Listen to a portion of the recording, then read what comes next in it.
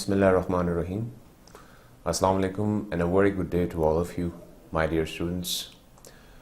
If I talk about the points which we have discussed in the previous lecture, of course, our focus was the presentation skills. And to discuss what these are, of course, we looked into the concept of presentation itself, its basic, and then how do you proceed on with it. You basically looked into the three-stage process through which a presentation is, of course, created, then you do the preparation, and then you move towards the final step of presenting the content which you have prepared. So that is known basically as the three-stage process. And then, of course, we can call them as the presentation etiquettes, the do's and don'ts. We looked into them in detail as well. If I talk about the component which we are going to discuss in our today's lecture, you're going to have some flashbacks of the points which we have discussed in our lecture number 21. But today you're going to get basically a detailed picture of how you're going to go through this process of preparing a presentation and then doing the presentation itself before the audience. So the first thing basically, as the face, the expression and the picture itself is speaking, you will realize gradually how picture reflects everything. You don't have to explain it itself. It is quite self-explanatory. There are two things, whenever you're assigned a topic of presenting something, there are two things that you experience as a human being. The first is, of course, the anxiety, and the second thing is, of course, fear. Very common things, very natural things, and basically I would recommend and suggest that accept this thing to be part of your personality, because it's natural to be there within an individual. But the next thing, of course, after accepting is to deal with it, to tackle it, to resolve the issue that you are facing. So, of course, why do you feel the anxiety? Or if I start from the basic concept of anxiety itself, what it is, so the basic point to know is that anxiety is this worry about the future event, which means it is something that you experience once you know you have to present something in the upcoming days, something which is scheduled and you have to present. So this worry which is going to take over your whole personality, this is basically known as anxiety, that we all experience quite often due to different circumstances. Fear of the unknown, or you can call it as loss of control. Sometimes when you say, I don't know what to do with it, I can't even express myself, I don't know how to express what I'm feeling right now, I'm short of words. So this sort of feeling which is developed as a result of this sudden task which is assigned to you, in which you have to face the audience, a huge audience which would be expecting a lot from you, is anxiety. Fight or flight mode, or you can call it as this overexcitement which takes over you. Of course, it's the result of the hormones which are there within a human body. In case of this fight or flight mode that I even studied, it's a hormone known as adrenaline. Adrenaline is a hormone which is basically used, or which is basically released within a human body when an individual has to fight or flight. Basically the point here is when you require a sudden energy. Sometimes you would have seen there are certain reflexes which are so quick. For example, your hand going near the flame and all of a sudden you just take it back. Or sometimes you experience these minor electricity static shocks, as a result of which you certainly take your hand back. This sudden action, a quick action known also as reflexes, is the result of these hormones which are released within your body. One of this, of course, is the adrenaline, used for sudden action. So in case of birds is for flight, and in case of animals is for fight. But of course we all are living organisms, so in our case also these hormones exist, and it's the result of this release that you get excited, you feel this current within you and you are unable to control yourself. Another result of anxiety is or I can call it as the cause of anxiety, is that you do not have a backup plan. You don't know how to deal with things which are going to come at your way. So certainly in case of no backup plan, you're going to suffer from anxiety when you don't know how to deal with things which are there surrounding you from every side. And then of course you are provided with a subject to deal with, and you do not have a passion, you don't have the interest or enthusiasm to deal with it or to go with it, then certainly the result would be that if you are not interested into a subject matter, you're going to face anxiety. In the long run, if you want to understand this concept, it is something like you want to go in one field, whereas you are made to go in another. You don't have the interest, the passion for going into that subject or to understand it. As a result of it, what will be the thing? You will be suffering once again from anxiety, because you don't know what's coming ahead, you don't know how to deal with it, so you'll be suffering from anxiety. Now, taking this future event, bringing it into the present, and then the worry which surrounds you, which takes over you, again once I would say that feelings are almost the same. The difference is of the time. If it's regarding the future event, it's anxiety, and if it is like the fear or the worry about the present event, then you basically generalize it, categorize it as fear, which takes over you, as the picture says it. Now the audience is there in front of you, and now you're getting worried, sweating. What do you feel basically? If we start from looking into the present definition of this concept, worry about the current event, the present event of it. Now you have become a part. Now you're nervous, and now like you have this fear even more than your death. Of course we worry about death, natural thing, but right now this presentation has taken over you, and now you are just simply surrounded by these people and becoming more and more fearful. What are the symptoms?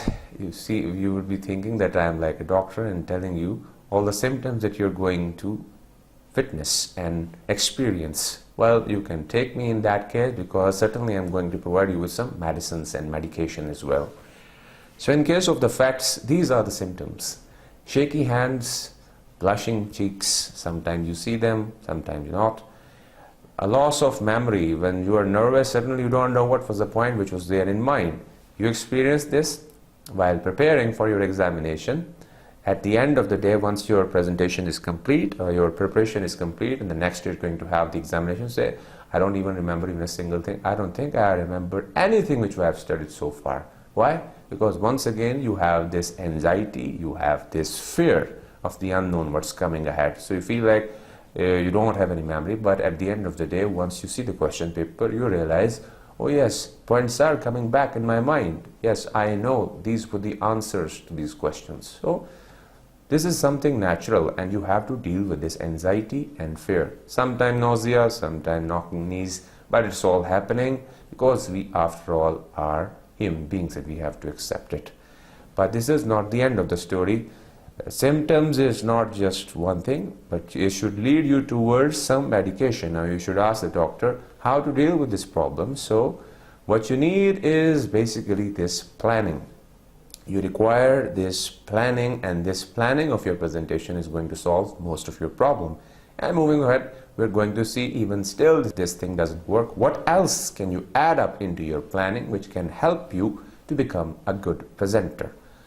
So first thing is that you have to set a purpose for yourself, that what is the purpose? Why am I doing this? Why am I basically presenting? First, clarifying yourself why you are doing this. Once you have set the purpose, you have to move ahead to the analysis of your audience. Now, once again, you have to keep in mind those categories which we have studied while talking about the other forms of writing: high-tech, low-tech, lay. These, and in addition to this, they are kind of audience that we had in case of writing a report. So all these categories should be there within your mind, and then moving onwards to looking to demographics, meaning their number, their age, their level, everything. Then their knowledge, then their motivation level, to how much extent are they motivated and enthusiastic to go to that topic and listen to you, what you have to offer, how much they are motivated. If you have done sort of publicity and advertisement, of course they will be more encouraged and motivated to listen to you. But if all of a sudden asked to come here and sit and watch a presentation and listen to a presentation, then the motivation level would be a bit different. So you have to first consider the analysis of the audience as well. Then you have to keep in mind and decide and understand the spacing. How many seats would be there, because this number of seats is going to determine how many people would be there in front of you. Then what is the arrangement? Sometimes it's just straight, sometimes you have a semicircle, sometimes you have steps in front of you, and that is in the general way in which you have your classes as well, in most of the situation. Or sometime if you sit in an auditorium, you would have experienced this stepwise semicircular arrangement in which everyone can see. None of the people are simply getting blocked and no one is blocking their way. So these are the different arrangements that you have to consider in case of spacing, and within the space your AV aids are also included. So you have to first ensure what kind of AV aids are possibly available for me, what is their probability, and am I able to use them or not. So AV aids are important. We're going to look into them as well.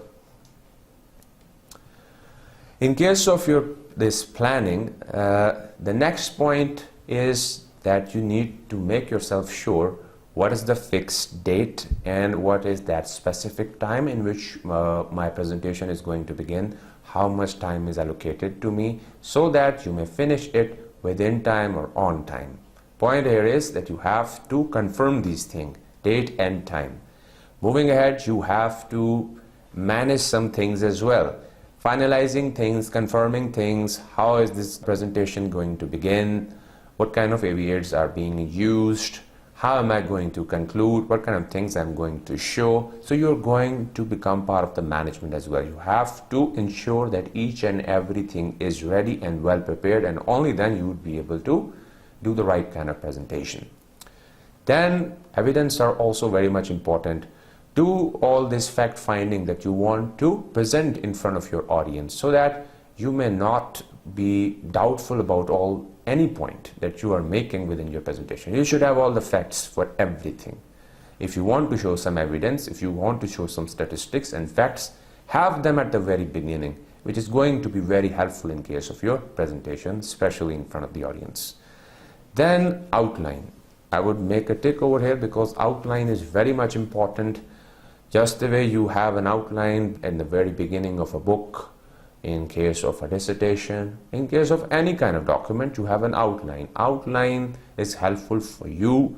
Outline is also helpful for your readers. So make your viewers understand how you're going to proceed with the presentation, the beginning, the middle, the ending.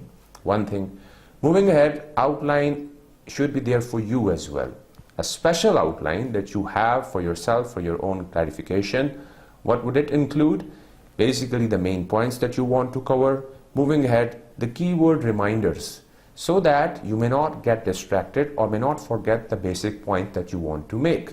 You should have them within your mind, and you have to clarify and explain each and every point that you have to make. But first thing is, have it in front of you so that you may not miss it. Therefore, keyword reminders should be there.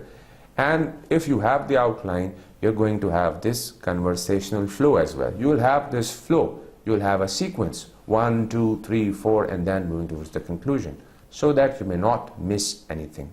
And then, of course, you have the outline. It will provide you with the flexibility as well. You will go smoothly through your presentation without getting confused at some point that whether should I discuss it or not if you do not have the sequence. But if you have the sequence, if you have the outline, nothing will give you any kind of problem, and you'll go smoothly throughout the presentation. Selecting the effective visual aid. If I talk about visual aid itself, if you look at this point, visual, something related to the vision and aid. So anything, any component could be a document, as we are going to see the example as well. Anything which is helping your vision, your sight, in the comprehension of the presentation, of course, in this case, becomes a visual aid. Sometimes people confuse this aid with acquired immune deficiency syndrome, which is totally a different thing. Do not try to bring it over here. AIDS is a different thing, and this visual aid is a totally separate concept. So mind it and keep it in your mind. If we talk about selecting the effective visual aid, you have to decide it as well in the very beginning to make your presentation effective. Effective visual aid is going to make then effective presentation. What will it do basically? It will enhance your own understanding as well as the understanding of your audience. Because once you are making it, it will be enhancing your own understanding. Adding variety. Of course, if you are just talking continuously, it can result into a bit of monotony. But if you bring a change, just the way sometime I am talking, sometime I am dragging you through the slides, some of the points, there is a change. So in a similar way, you get a big chance of adding variety into your presentation if you have these visual aids just the way I'm using one. Support claims. If you are making points and if you want to support them, of course, this visual aid provides you with a big space of adding all the claims which you are making by adding pictures, diagrams, clip arts. There are multiple options which are available in your visual aid, and this is something which you do by supporting your claims. Lasting impact. Of course, if I talk about what I'm saying right now and what I'm showing to you right now, you tend to prefer and are able to remember the kind of images, the art, the picture, the videos far more better than the speech or the text itself. But when these two things combine together within a single thing, it is more helpful, easy to digest and understand, which is why this is the mode in which you are being taught right now. You are getting this verbal communication, and you are also getting some visual aid through PowerPoint presentation. So both things together working to help you out in the comprehension. So that's what is going to have this lasting impact at the end of presentation. In case of your visual aid, these are the things which should be done.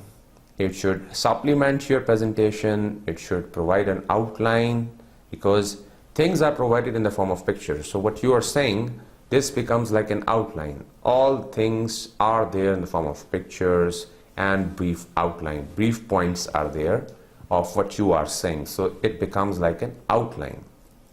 Serve audience needs and of course not speakers, because speakers are well aware of what they have to say. They have already done all the preparation. But the basic point here is that they serve the audience, and this should be the target when you are using a visual aid. And then you have to ensure that your visual aid is not that complex that the audience is unable to even understand what you are trying to convey through that visual aid. So it should be simple and it should be very much clear, so that once they go through it, they realize this is the point that he was talking about at this time, and this is the point he was mentioning over here. So it should be very simple, logical, and clear. When using your visual aid, what should be the purpose? So in case of using your visual aid, these are used basically to support your ideas and improve audience comprehension of your presentation. So once again, supporting your claim and helping audience to understand the points. Adding variety to your presentation by giving audience a break from listening and letting to see something. I'm going to show you this thing as well, that how you're going to, how you can switch the attention from yourself to the presentation, and once again from the presentation to yourself, if you want them once again to look into the presentation. So you can do this switching as well, as I'm going to show you by a simple key which is coming ahead. To help illustrate complex ideas or concepts and help in reinforcing your ideas. So it's like once again a review of the points that these are the things which should be the purpose and should be done in this case. To support your spoken delivery in the form of, so these are the things which can be done: clips, pictures, graphics, and animation. You can do anything and it will become like a visual aid. So verbal itself will stand on one side, but you are showing all the pictures just the way in addition to the lecture you see at the end the video animation, in which all the points are summarized for you in the form of animation, in the form of the voiceover that you hear. The summary of all the points are coming along with the animation. So this is what an animation can do, just the way you have seen it in a presentation. Look into all the points, and that is going to have a big impact if you include it within your presentation. Images and diagrams can take less time for explaining a concept as compared with words. Think of the first picture, which was there to reflect anxiety. Once you looked at it, you realize person is getting crazy, person is getting worried, very much anxious, suffering from anxiety and fear. So now I have just taken, I guess, few seconds, and you look at it in a single second. You can realize by looking at the pictures. This is the difference of a picture compared to words. Visual stimuli combined with your oral delivery also make the presentation more memorable. This is the point which I have made, that if you combine these two things together, you will get a formula or a product which will be more effective compared to those two things standing separately. So this is what you can get. If we talk about some of the examples from the figures, these are also very much visible, but if I show individually, presentation tool includes MS PowerPoint, which is quite commonly used right now, being used for your lecture as well. These are PowerPoint slides that you can see right now. That is how you can use them as a visual aid in addition to my lecture. Overhead projectors, the kind of projector that you have behind you, they are over your head and displaying everything in front of you. That's how they're known as overhead projectors. You have graphs, you have charts, you have seen them within your classes as well, all those displayed to explain some points. You can display pictures, films, flip charts, the ones that you flip to show different information, sketches, of course you can have them in front of your audience, handouts that you display to provide things just the way you're getting all the handouts, posters, if you have to explain something, rather than using the PowerPoint, then you provide a poster for your presentation and explain each and every point.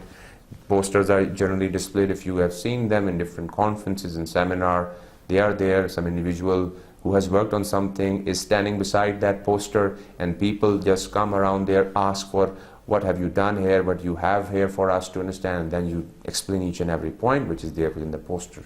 So that is how that once again becomes a visual aid. Role plays, also another visual aid, because through vision you are trying to explain the meaning in addition to the presentation. So before the presentation, of course, a role play can be performed, and once that role play has been completed, then the presenter can come and explain what has been done within a role play. So each and everything becomes a visual aid.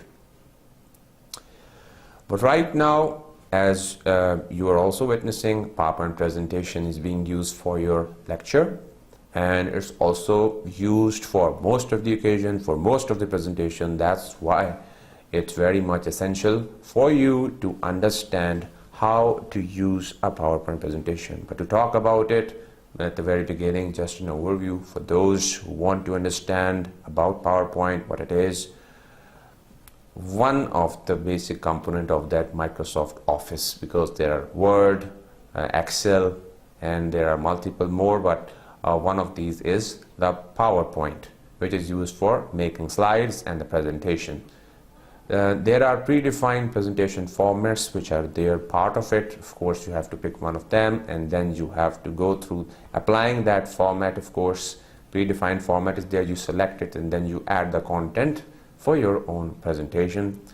There are a variety of layouts and views. Of course, if you look into it, there will be multiple options, many themes, different forms and styles of slides. So you pick any one of these layouts and views, select one which suits your needs, and then start adding the content for your own understanding and for your own presentation. The ability to edit and modify is also very much there, because this gives you basically the kind of access of adding data into the slides.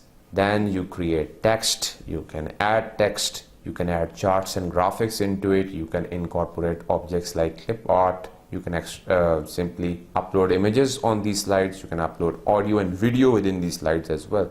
there are multiple things which you can do, which is why it's used like throughout, I would say, in any forum. I would say that this PowerPoint is used quite a lot because of its versatility and its usage. It's used everywhere, despite the fact that there are multiple other softwares, there are multiple other presentation tools which are also available. I have just displayed their pictures in the previous slide, but still this one is used quite often. Wherever you're going to see someone using this PowerPoint presentation for their own and your visual aid. So that's why its usage is very much essential. You should know how to use it, and we're going to talk about it. It's also used for creating special effects and transition. That is also a tool which is used for these transition from one point to the other, just to add special effects into your presentation. We have this special tutorial on how to make a PowerPoint presentation for you, in which you will be getting all the points like a tutorial. It will be a demo of selecting one, opening one, adding points and data. So everything will be displayed and done one by one, step by step in front of you. If you watch the tutorial, of course, which will help you to follow up, but to have an overview is to have like a quick overview of how you basically go through it. We're going to discuss few points in this lecture as well. In case of using like once you have decided that you will be going for PowerPoint to make your presentation and to make this PowerPoint as a visual aid, this is your final decision. What points to notice? Like that's why it's written here. These some of the tips and tricks which should be there within your mind to make it like an efficient and a very effective tool. Keep in mind that you have to keep your content to minimum number of slides. Keep it less, just the way you find. Of course, in my case, I am delivering a lecture of almost an hour. Sometimes it exceeds an hour. That's why my number is more. But in journal, if you are allocated a standard time of 10 minutes, 15 minutes, even 20 minutes, then you have to reduce your number of slides, keeping the content short, because if it is short, you'll be the one focused. Otherwise, just people will be looking at the slides and they will be paying less attention to the person who is standing in front of them. Therefore, better to keep the content less on slides in the form of bullets and focusing more on their explanation by yourself. While using, of course, slides, your font size and style should be the one which was discussed and recommended in case of lecture number 21. So I talked about, instead of using Times New Roman, you have Arial, basically sans serif. Those fonts are a bit visible, flexible, easy to view, which is why these were recommended to be used within your PowerPoint presentation. Use bullet points and short sentences. This was my point, because this use of bullet points, if you have bullets, they'll be easy to focus by the audience and they'll look at you once they have read the bullet. Now the explanation would be coming from that person who is in front of them. So just the way you see the points are presented to you in the form of bullets, these are the bullets which are there in front of you. In the form of arrows, these are also the bullets. Point here is that if the points are coming in the form of bullets, so it's easy to provide the explanation just the way I do it for you. So you try to adapt the same strategy for yourself. Use of art to convey your message, just the way some art is also there on the right hand side. You can add relevant art which suits the needs and you can make it part of your presentation slides as well. Labeling chart and graphs appropriately in case of like if you have to present some sort of report. Of course, the written document itself would be separate, but if you have to talk about it in a presentation and if you want to incorporate some graph, label the chart and the graphs appropriately so that the readers can follow it on easily. Choose an appealing, consistent template theme, keeping focus on the content. So don't make it too haphazard, too complex, filled up with colors. Just keep a plain, try to make it a plain theme in which the focus should remain on the content which you have to offer, which you have written. Just the way you look at the screen, we have like a plain theme in which there is just a single bar at the top of multiple colors to make it attractive. The rest of it is all white. And then we have some bullet points in which the arrow comes in blue color, highlighting that this is the point to focus on, and then you have a bullet point, and then you look into it. If you have multiple colors coming in your slides, and the content would be least visible. So that's how you can learn from things, just have an idea from the lecture as well. There should be high contrast between the background color and the text color, a point which was discussed in our previous lecture number 21, of course.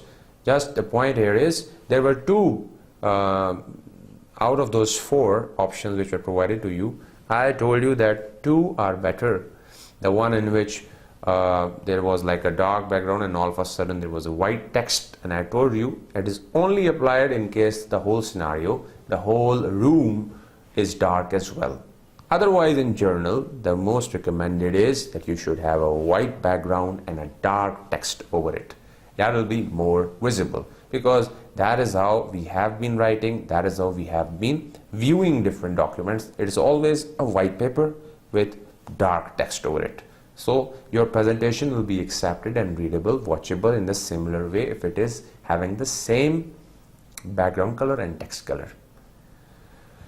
Now talking about how do you prepare a PowerPoint presentation. Of course, once you select one, you will get a slide in which the headings would be title and subtitle. So you have to give a title.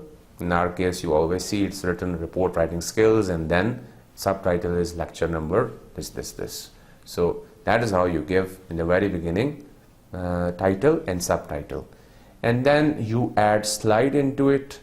You add another slide, you add a new slide, and you are able to add new points into each and every slide. Once again, following the convention that keeping the points in bullets, not many bullets, keeping the bullets short, keeping the sentences short.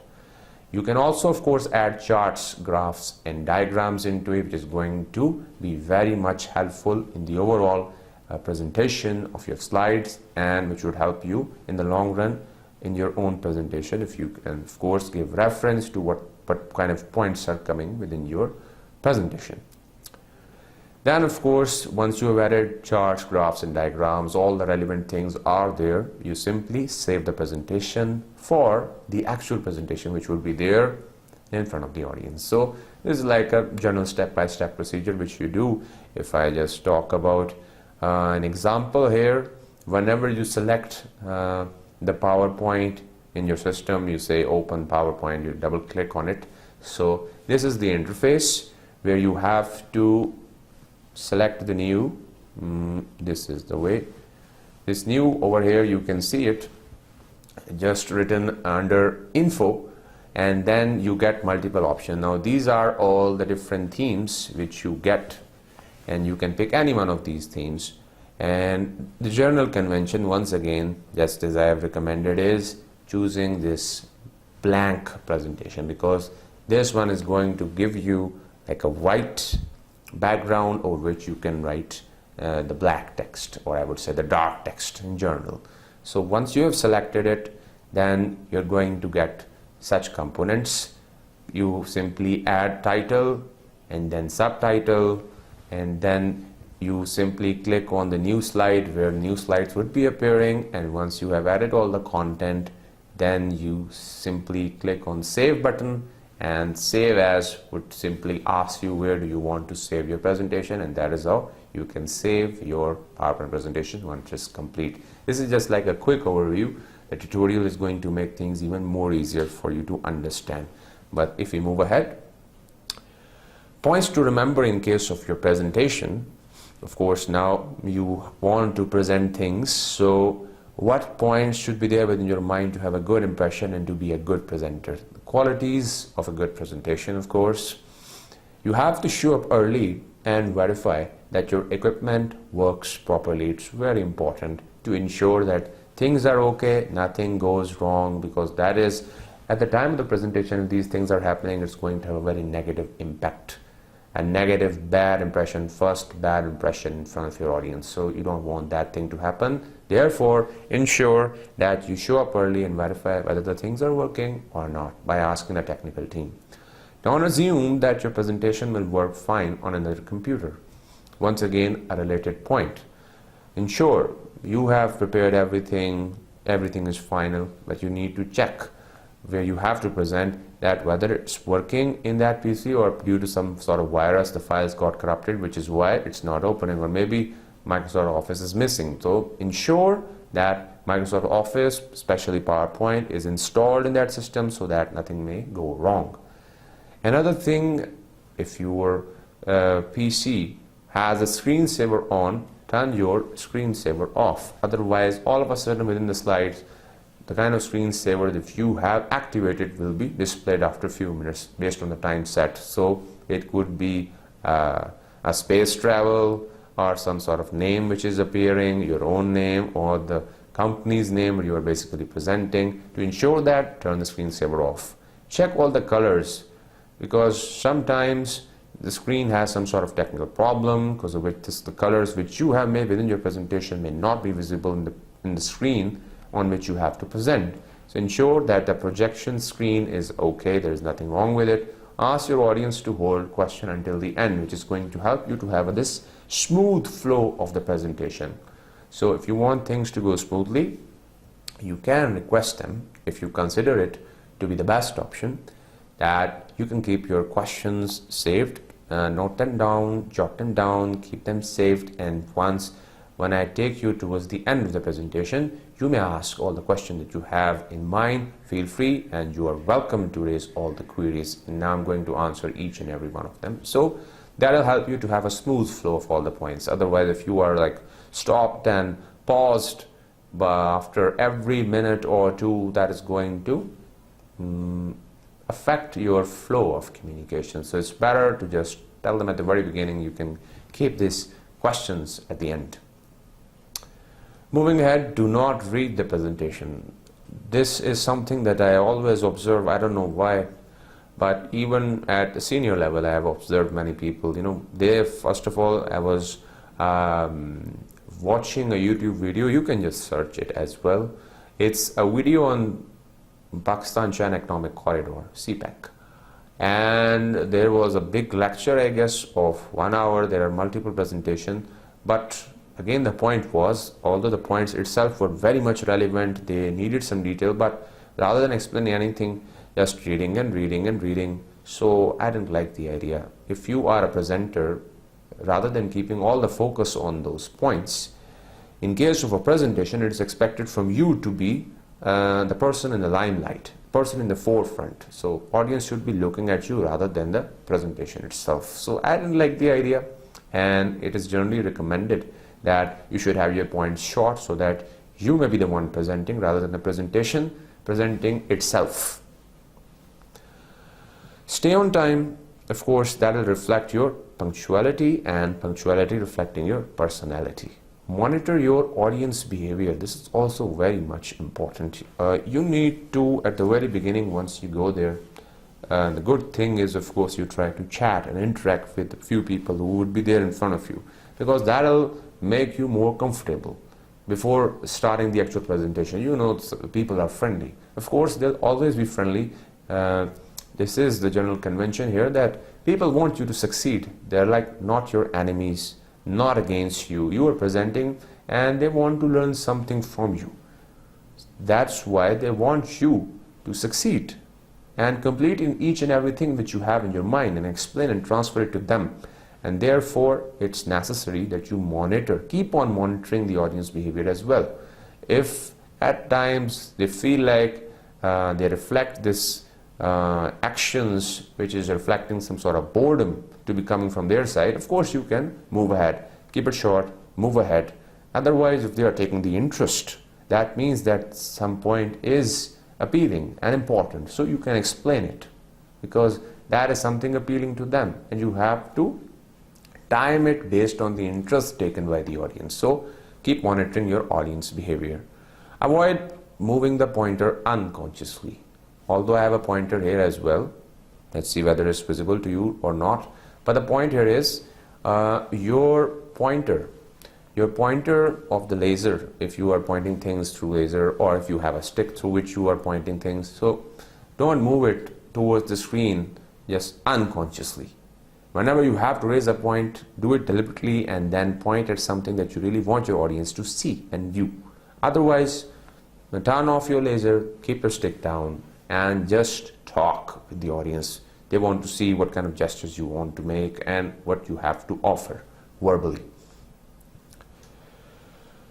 In case of using a visual aid, you have to be careful not to stand in front and obscure the view of your audience. That is also very much necessary. Sometimes it happens, quite often I have seen in some talks, that a big shadow of yourself, if your whole body is prepared, is simply developed over that presentation which is being presented. Why does it happen? There is a projector before you, and that projector, you basically come in its way, and the screen in which the PPT or the presentation is being displayed. Therefore, do such an arrangement in which you stay at a side. Your podium or your lectern or the rostrum on which you are standing should be there at a side, and the presentation, the board basically in which the PPT is being displayed through the projector, there should be nothing in between. The rays should be directly falling towards the screen.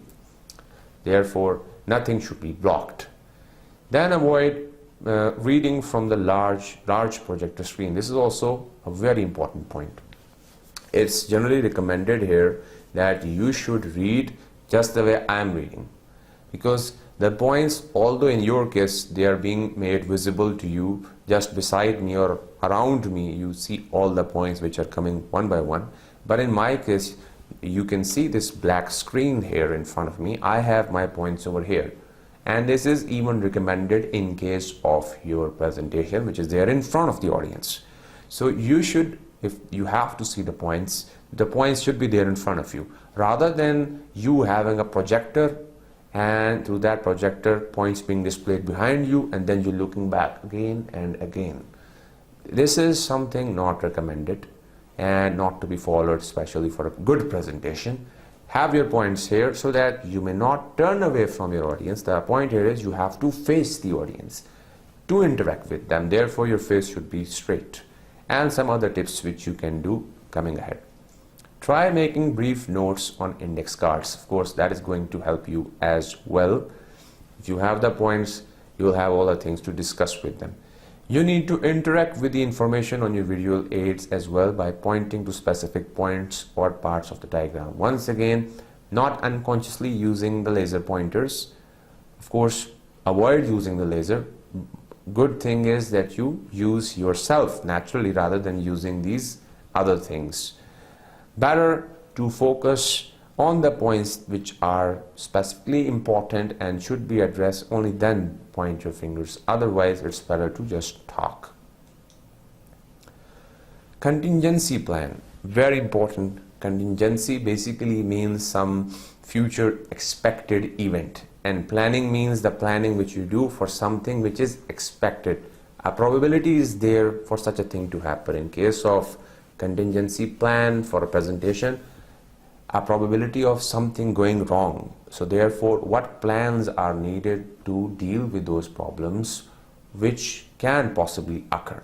So if we look into them, always a risk of some technical problem due to which your data which you have provided to them may get lost or may get corrupted files. Therefore, need to keep some data saved with you in a USB, flash drive, pen drive, or an email. Email is like the safest mode in which even your USB can have the viruses, but in case of your email, the data will remain safe. In case of displaying a website or web page, in case the place where you're presenting, they may not the internet service properly. So in that case, of course, have some screenshots saved with you of that web page that you want to display. Ensure the availability of all the software and hardware, speakers, internet, multimedia, everything you have to ensure. Presentation created on Apple machine may or may not be compatible with the others, so you need to check this compatibility as well, whether things are compatible or not. Tips. These are also very much important, which will help you.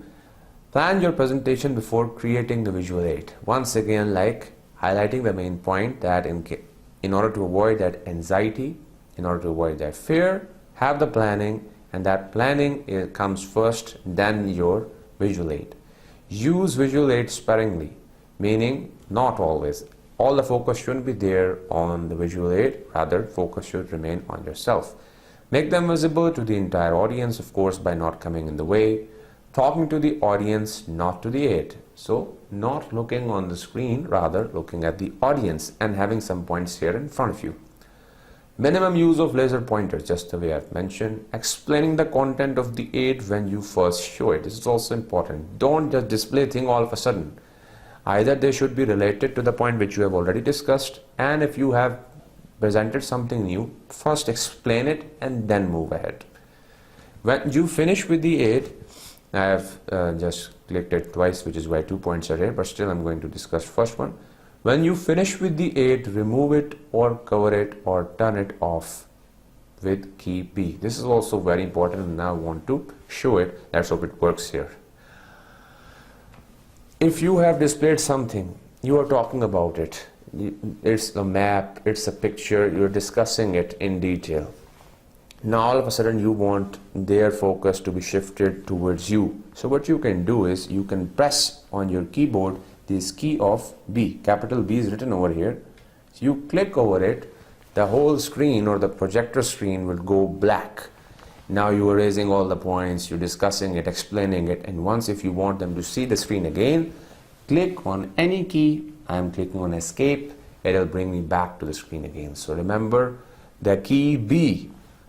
B, I can say that B for black or blank, but point here is you click on this key of B, that is going to make the whole screen black. So the audience will all of a sudden face you. They'll look towards you. So this is the thing which you can do by in order to switch their concentration and their focus. Limit the amount of material on any aid, on any one aid. So keeping the things short. Be prepared to give your presentation even without your visual aid. How you can do it? By taking hard copies of your slides. So anything can happen. Be prepared for anything. This is important. Verbal communication strategies, because what you can do after all this which you have done, the planning and then creating the presentation, how still you have to be more effective, how to be more strategic in your verbal communication, how you can be a good presenter. Of course, practice is important. It will be recommended by everyone, but in addition to this, you have to read more. Of course, it will improve your vocabulary, it will improve your knowledge. Think after reading more, think of using less words. How you can say things basically concisely. Of course, that point is coming ahead, in which all the C's will become important. Prepare for the expected and unexpected, because you can have some people in the audience which are the troublemakers. You always have the troublemakers who are just coming up with irrelevant questions. So prepare yourself mentally that you have to face these people as well, and you need to have some answers to give them. Listen effectively and show interest to build rapport by, of course, note taking. So this is always something which you can do. If someone is raising a question and you want to understand it even more, have like a small sticky note. A pen should be there with you, so you can always note down the points being made by the audience. That is how they will think the person is really taking interest into what we have to offer. Therefore, you will be building a rapport. Be honest. If you are creating stories on your own, you will be in more trouble, because one lie will lead you to another lie, will lead you to another lie. So there will be like a chain reaction, and in order to stop this chain reaction, the good thing is to be honest right from the beginning. Get to the point. It'll keep your presentation short, brief, and interesting for the audience. Apply 7 C's of communication, because these working together are going to be very much helpful for you right from the beginning till the end. Yani keeping things concise, clear, concrete, courtesy. Right now I can't just simply think of all the C's, but the point is apply all the 7 C's of communication, because you have studied them already. You attitude, very much important. Building this relationship means that do not just keep focus on yourself, I think, I believe. Rather, try to build a relationship by involving the audience, by telling them that you have to do this as well. You may feel this, you may encounter such situations. So this use of you means you are involving them within this meaning making process and the interaction. Therefore, your attitude is also very important part of developing your verbal communication strategies. In addition, keeping your language gender neutral. We have talked about some expressions such as manpower, chairman, postman. So therefore, you have to reduce such usage of gender-biased expression by making them gender neutral. You can have human resource rather than manpower, chairperson instead of chairman, and that is going to reflect the impact that you maintain equality among all genders, and everyone will be interested to hear from you even more. Try to keep your focus on each slide of about 2 to 3 minutes, not more than that, because audience would also like to see what you have to offer next. So it's like an ideal strategy. Of course, you can have a bit more time, a bit less time, it can vary, but in general 2 to 3 minutes are almost okay for a single slide because you have to discuss many more. Sit in others' presentation by becoming aware of the space and audience. This is also a very good strategy if you can do it, if you have the space, if you have the time, if you know. This is something which I did as well. I basically participated in ICLAP, International Conference in the Linguistic Association of Pakistan. It was held in Kinnaird College. Over there, of course, we had the space of sitting in others' presentation as well. Gradually I realized where I have to stand, how I have to begin, how I have to end, and then how I have to move by collecting my certificate of participation. So sitting in others' presentation gives you an idea how you can or how you have to present yourself. So this is also a good strategy. If you do it, it will help you in the long run. Now, in case of starting your talk, you need to keep some points in mind. During the introduction, of course, you need to achieve the following aims: gaining attention, attracting interest, developing this desire, and based on this, stimulating an action, which is like, of course, the target that you want to achieve. For that, of course, you need a bit practice. That practice can be for starting from learning some expressions which are generally used, conventionally used to greet your audience, as good morning, ladies and gentlemen.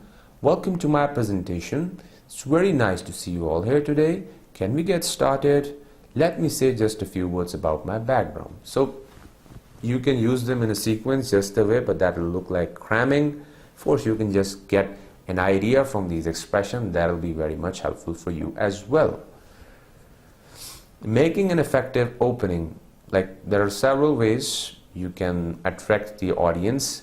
We have talked about some attention getters there in lecture number 21. You can look into some expressions here to do such things, those strategies, by giving them a problem to think about in your very effective opening. Suppose you are there and then, why is it that these things are happening over here?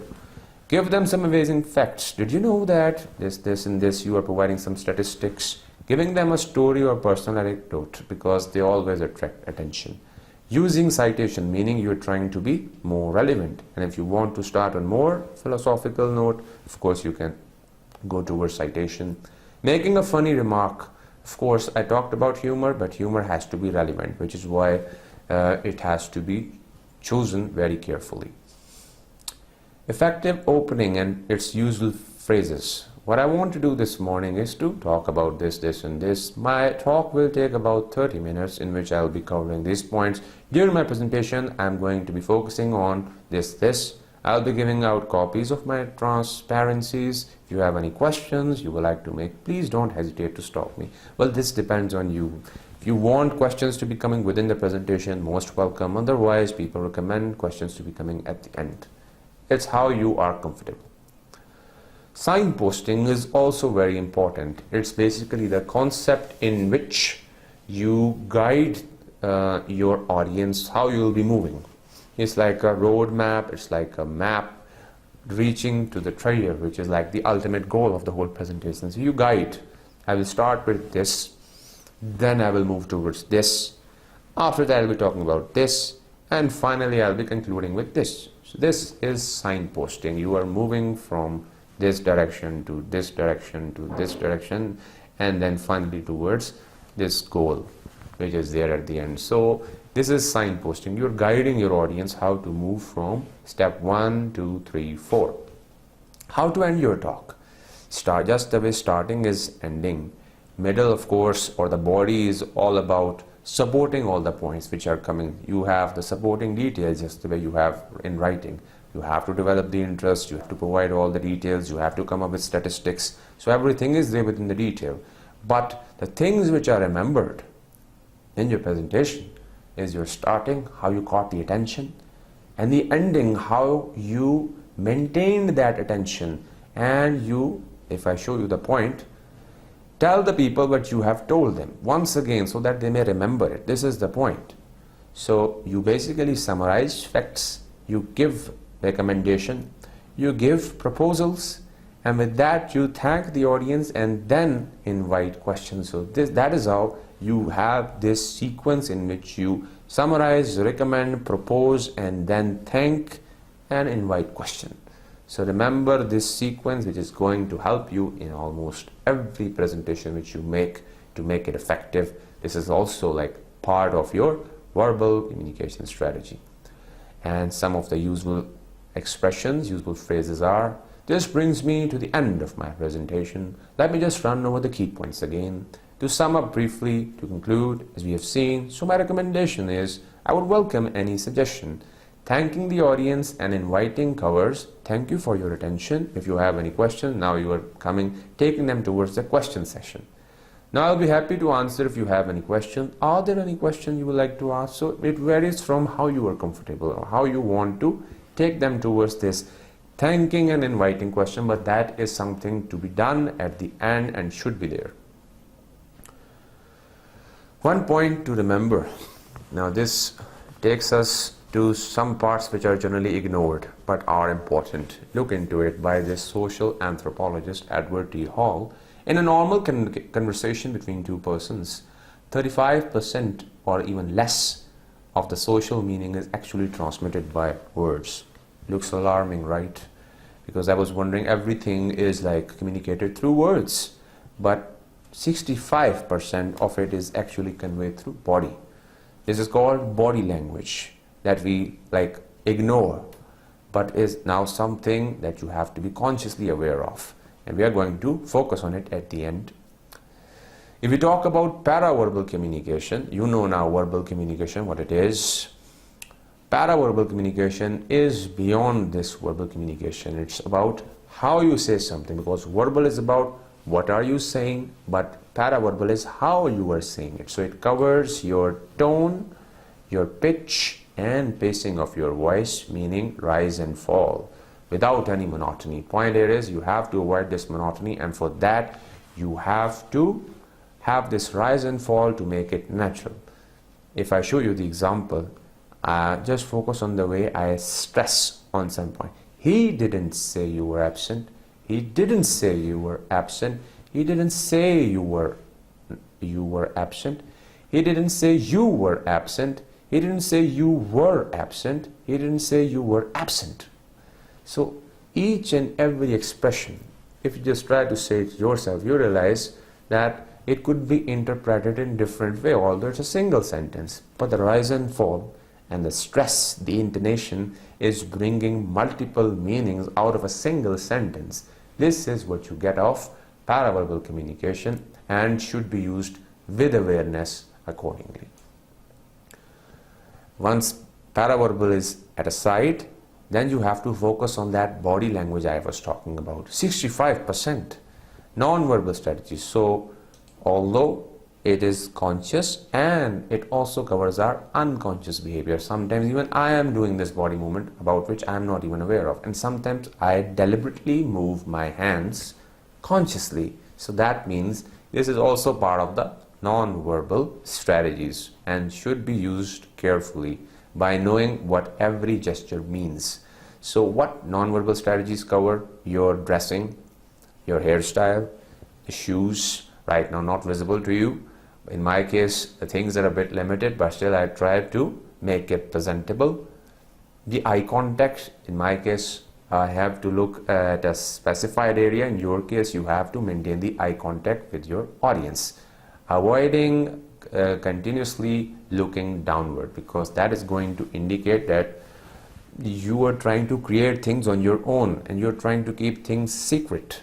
Whenever you're talking in this way, you're thinking, and when you are looking at the other person, that means you have everything in mind, you're telling them the truth. That is the difference, and you have to show it to the audience by looking into their eyes. Facial expression, of course, you can express many things just the way people do. Even if you look at the news reading, if you watch a news bulletin, whenever the anchors have to talk about something happy, all of a sudden there is a smile which comes on their face. And whenever they have to talk about some recent killings, some sad events, their face also becomes sad. It's a strategy which is taught to them, they learn, they apply. And that is also something which you need to apply in case of your presentation. Happiness, sadness, anger, surprise, fear, everything can be reflected by your facial expression. In journal presentation, of course, you don't have to frown with a sad face, you know that emoticon with a sad face.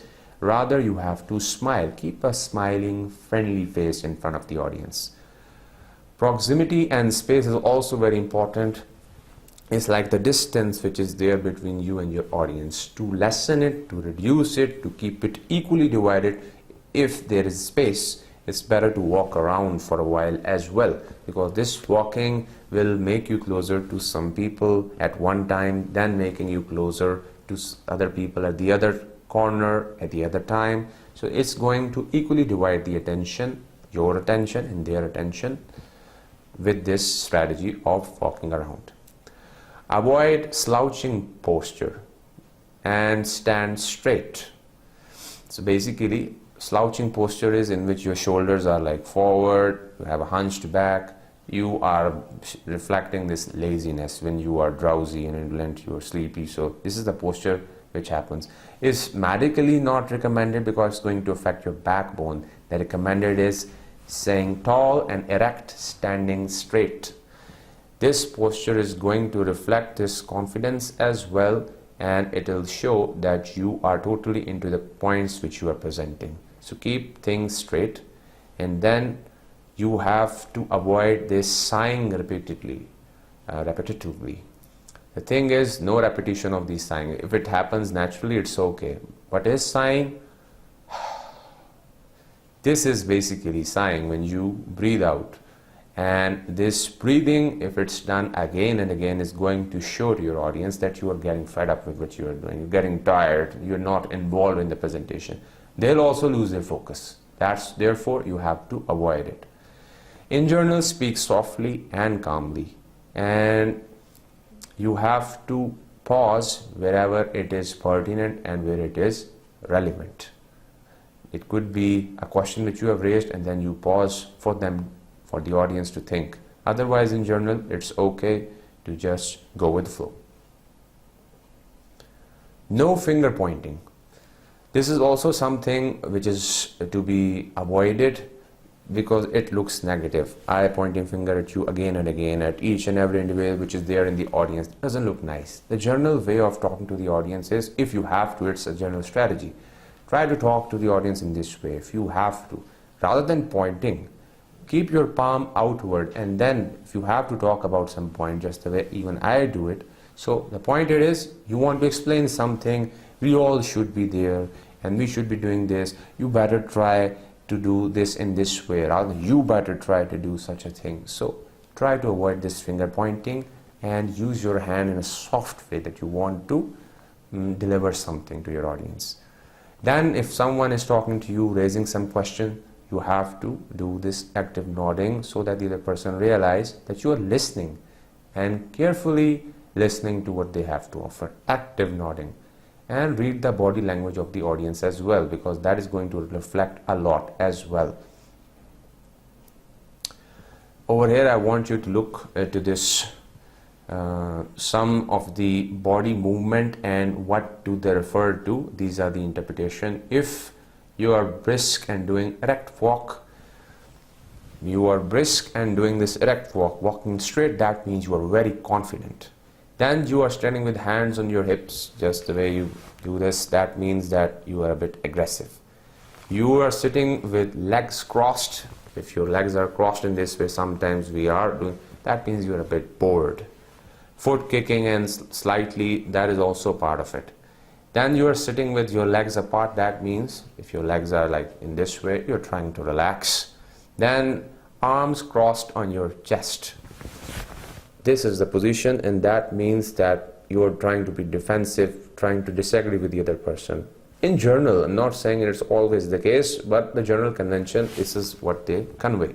Walking with hand in pocket, shoulders hunched, just the way as I told you, that means you're a bit sad, disappointed with something. These are the general ways. So if you find some of the symptoms in case of your audience, try to deal with it and try to avoid such expressions, especially the ones which are conveying the bad impression. Some other tips, once again, as I told you, it all began with anxiety and fear. How to overcome nervousness. Something natural, of course. You can have sweaty palms, accelerated heart rate, memory loss, and even difficulty in breathing. But the thing to remember here is these P's. Prior proper preparation prevents poor performance. So in order to prevent this poor performance, what you need is prior proper preparation. Because you can either prepare for the victory or prepare for failure. So I'll always pick this one, preparing for victory. Because if I don't, otherwise I'll be preparing automatically for a failure. So how you can overcome your nervousness? Of course, you need to gain experience, practice, of course. Try to do this practice of controlling your emotions. Eye contact should be there with the audience. Trying to know the room in which you're going to present, its sitting arrangement, the podium, and the microphone. This is also very important. Sometimes we get confused when we hear the echo of our voice coming from the microphone in the room. So first do this practice. How am I going to sound? So if you make some voice testing 1, 2, 3, you will realize how you are being audible. Know the audience, of course, by interacting with them. Know your material. You will be well aware of it if you have made it yourself. So be well aware of it. And then, of course, relax at the very beginning. Do this inhaling and exhaling. Don't do it during the presentation, sighing again and again. Point here is, do it at the beginning. Be relaxed. And this is also something that I got from my elders as well. You need to imagine. You need to visualize yourself speaking and getting all the feedback, big round of applause coming from the audience that you did great. So the point here is, if you think you can win, you will win. So this thinking and this visualization that you are successful, you have done it, will help you to do it in the real world as well. Because earlier you were just imagining things, but this imagination of success would lead you in the real life towards success as well. So imagine to be successful, you will be successful. Realize people want you to succeed just the way I pointed you. So no need to point that you are nervous. This is something not to be mentioned before your audience. They just want you to be confident and express everything naturally, rather than saying I'm hurt and I'm getting shy, I don't know what to say, I'm crumbling, I'm shaking. No need to tell these things. They are here to encourage you and they want you to succeed. Focus on the message. Turn this adrenaline, that hormone which is hormone of fight or flight, the energy, into a positive energy. This positive energy will make you confident and successful in your presentation. So forgive yourself for minor mistakes, because these are common. Even I am making, at times I make, sometimes I stop, sometimes I stumble, fumble. It's natural, so accept it. And after this acceptance, forgive yourself and continue with the presentation, because I know at the end of the day, you'll be successful following all the points. So coming towards the end, keep this feedback within your mind. It's going to be very much helpful for you. Feedback of a bad presentation. So speaker was nervous, this is a bad point. Speaker was disorganized, not disciplined, meaning speaker never looked at me, eye contact. Speaker had a bad accent, practice. Speaker did not sound enthusiastic. Involve yourself in the presentation. Monotonous, have this rise and fall. Finger pointing, of course you have to avoid it. Rise and fall. Visuals were bad. Of course you have to apply, first check the screen whether the colors are okay. I was irritated by his clothing, so dress properly. Speaker was speaking too softly. Of course, Too soft is also, excess of everything is bad. Keep it moderate, not too soft, not too hard. Keep it moderate. Speech was confusing. I didn't know what he was trying to tell me. Speak clear. If you are clear, the audience will be clear as well. And this brings me to all the references, of course, from where you can find all the details of all the points, the way they have been collected. And successfully, I'm very happy that I consider it as a very important topic, and I wanted it to be covered in the best possible way. Hopefully, I was able to do it. Your presentations would tell how successful I was and how successful you are and you are going to be. So we talked about planning, visual aids, PPT, PowerPoint presentation as a visual aid, effective opening, middle and closing, then talking about the paraverbal and non-verbal strategies, and then of course how to avoid nervousness. So this brings us to the end of today's lecture.